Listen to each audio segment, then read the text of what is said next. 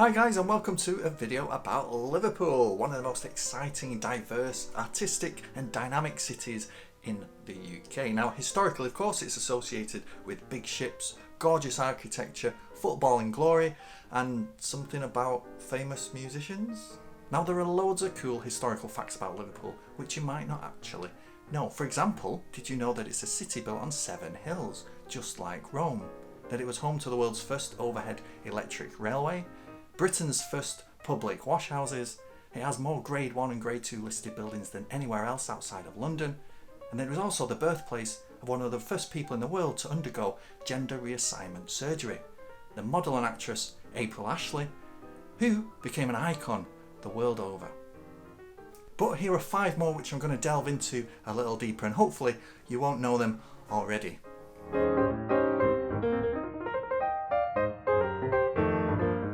Yes, so this is one of those historical facts which people tend to know but actually get slightly wrong. And it is the rumour that Adolf Hitler, the authoritarian nationalist dictator, the fascist, who hated everybody from Jews to communists to Jewish communists to disabled people, pretty much everything in general, but somehow thought that tiny moustaches were a good idea, lived in Liverpool.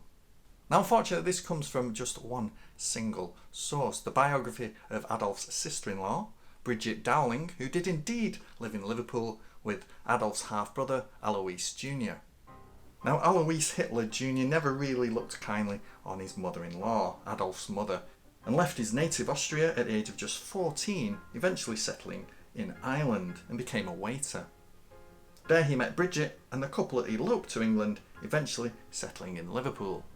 They lived in a small flat at 102 Upper Stanhope Street, where they had a little boy named William Patrick Hitler on the 12th of March 1911. Now while this is actually fascinating enough, Bridget did note in her memoir that in 1912 a young Adolf actually came to visit, staying with them several months. In the years just before the outbreak of the First World War, Adolf was an out-of-work artist who had struggled to establish himself in Austria and was possibly attracted to Liverpool because of its healthy artistic scene. In her memoir, Bridget claimed that Adolf had no friends, no job, and just spent his days wandering the streets of Liverpool. But Bridget actually wrote her memoir at the outbreak of World War II, and it's claimed by some that she was just kind of cashing in on his infamy, claiming she knew him better than she did. On the other hand, little is known about what Adolf was actually doing with his life in that period, and there are a handful of personal stories from Liverpudlians today who had relatives claiming they had actually met him. So the Adolf in Liverpool story is quite unresolved and probably always will be. But probably more interesting than that is the fact that a young William Patrick was actually born in Liverpool. His dad Alois eventually abandoning the family to go gambling in Europe and then subsequently married somebody else. William did move to Germany when Adolf came to power and worked for a few years trying to take advantage of that relationship. But he soon became disillusioned and turned against him. He was invited to the United States where he became a citizen and eventually joined the Navy, who were, of course, at war with his uncle. After the war he settled in the US, changed his name to William Stewart Houston and married. Bridget moved there too. So there you go, a Hitler born in Liverpool, and the possibility that Adolf Hitler was walking the streets too. Now that's a hell of a heavy start to this video, isn't it?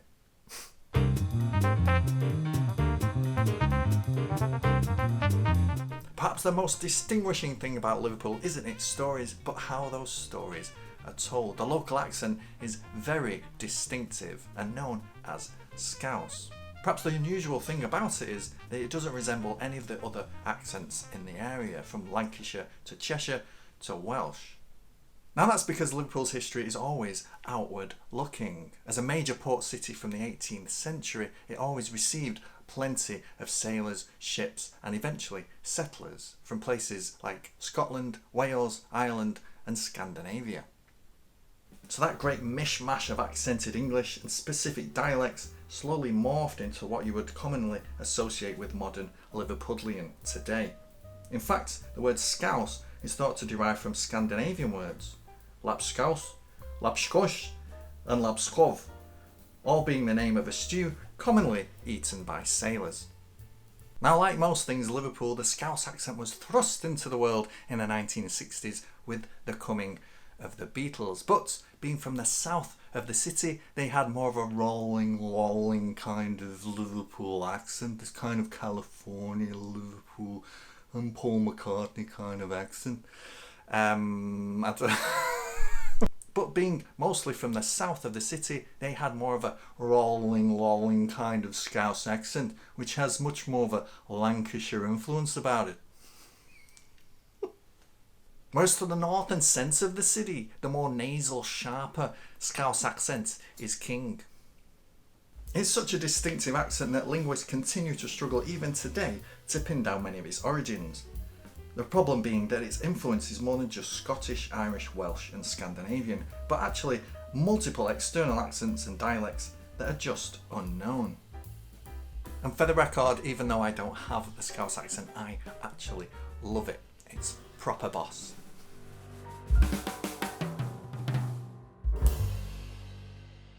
Yes, this is one of the most well-known facts about Liverpool, and to be honest, I almost thought I'm not including it in the video. But it's actually one of the coolest ones, and I did just want really an excuse to go there.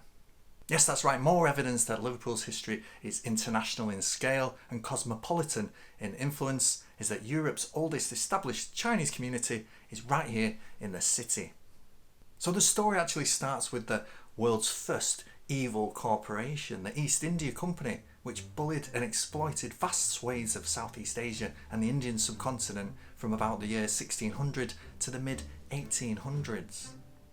Ships had been trickling into Liverpool from Shanghai for years carrying silk, tea and cotton. But with the nationalisation of the East India Company in the 1850s, its monopoly on trade with China was broken, and suddenly anybody who could afford to transport such goods, such long distances, could do so. Trade was so plentiful with China that it became advantageous for Chinese people to actually settle in the city, and the first immigrants began to settle around the Pitt Street, Frederick Street area, which is a short walk to the docks.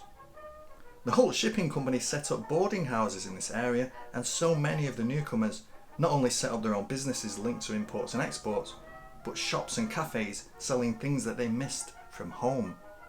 By the middle of the 20th century, the number of Liverpudlians with Chinese ancestry was several thousand strong, many of whom had played a vital role in World War I and World War II with the British Merchant Navy. Today, Chinatown's main street is Nelson Street, where this huge arch stands, the biggest outside China and gifted to the city by Shanghai in 1999 to provide protection and good fortune.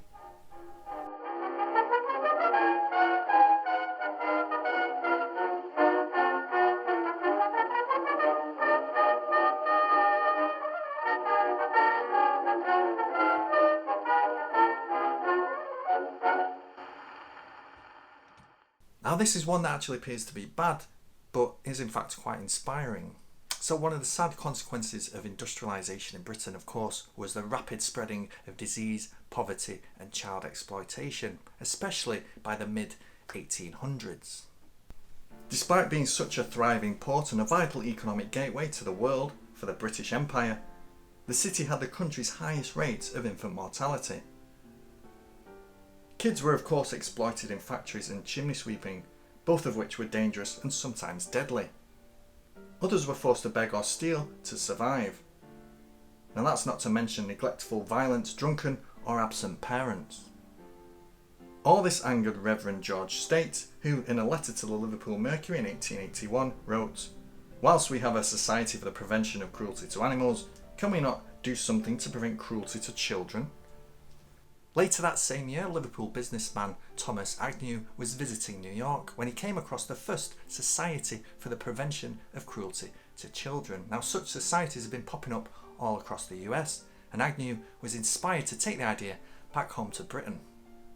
At a meeting of local leaders at the town hall in 1883, the Liverpool Society for the Prevention of Cruelty to Children was established. In the 1890s, merchant Adam Cliff donated his property in the Islington area for the charity to use. Within years, similar societies had been founded in places like Manchester, Edinburgh and Glasgow. In 1889, the London version had become the National Society for the Prevention of Cruelty to Children, incorporating all those outside of Liverpool Birkenhead and Bootle, which remained independent.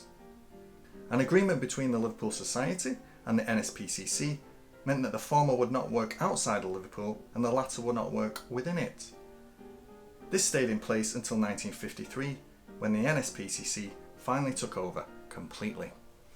And I'll throw in a bonus fact for you. The statue on top of Liverpool Town Hall is not actually Britannia, as most people presume. It is in fact Minerva, the goddess of wisdom, trade, sailors and law, which actually makes more sense.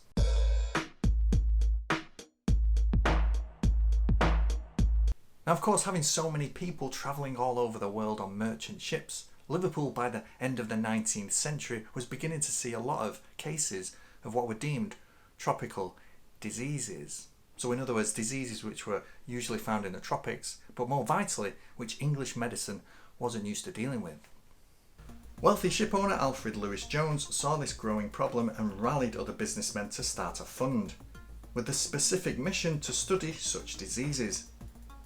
The Liverpool School for Tropical Medicine was founded in November 1898, the first in the world dedicated to such study.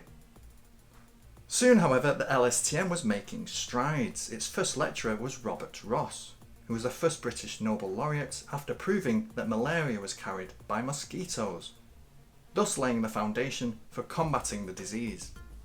Eventually, the LSTM acquired enough money to have its own premises here at Pembroke Place, where it's still based today, neatly sitting alongside the University Hospital.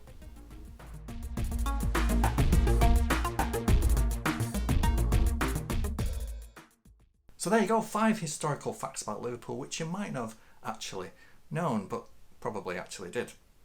But as you can tell, I'm not from Liverpool, but I love it so much that I'm going to throw in an extra bonus fact just for you.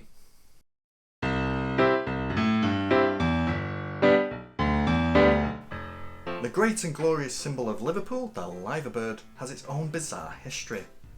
When the borough received its royal approval in the 13th century, it drew its first common seal, upon which was a rather ambiguous bird. Eventually, all meaning of the bird was forgotten and it began to take on a life of its own. You can see from this 18th century town arms you've actually got 3 birds surrounding the gods Neptune and Triton.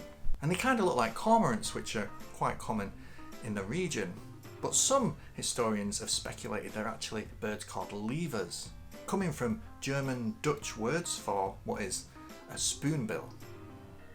And the thing is, nobody really cared, to be honest. I mean, how many other cities really think about what's on their coat of arms? Until 1911, when the Liver building was constructed, including 2 huge clock towers on top of which sat 2 huge liver birds. These were depicted more like mythical creatures and less like cormorants, giving rise to the old folktale that mysterious birds once lived in the area and are no longer to be found. And as anyone in Liverpool can tell you, the 2 atop the Liver building are called Bella and Bertie. The female Bella faces outwards to sea, keeping a watchful eye on anyone venturing out into the great unknown, while the male Bertie faces the city, keeping a watchful eye on anyone venturing into the pubs. And that's it. Thanks very much for watching. If you're ever in Liverpool, maybe you'll find something quirky on a street corner and you can let me know about it. Leave a comment below, any cool little facts about Liverpool which I haven't already mentioned. But for now, that's it from me. Goodbye and ta-ra. Now, like most things, Liverpool, the Scouse accent was thrust onto the world stage in the 1960s with the coming of the Beatles. But being from the south of the city, they had more of a kind of rolling, lolling kind of accent.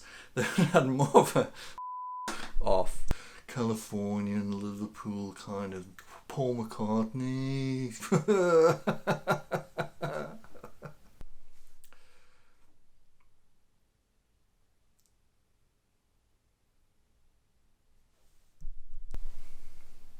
Whereas to the north and centre of the city, the more...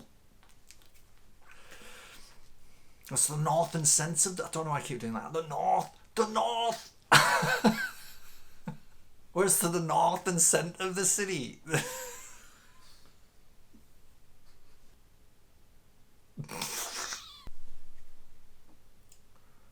Rolling, Scouse accent. Scouse accent. I can do Scouse accent. I can only do it when I'm not on camera. Alright, lad. Alright, lad. How's it going? How's it going? Rolling. A kind of Paul McCartney kind of accent, the kind of Californialisation of the Liverpool accent. Scouse? What?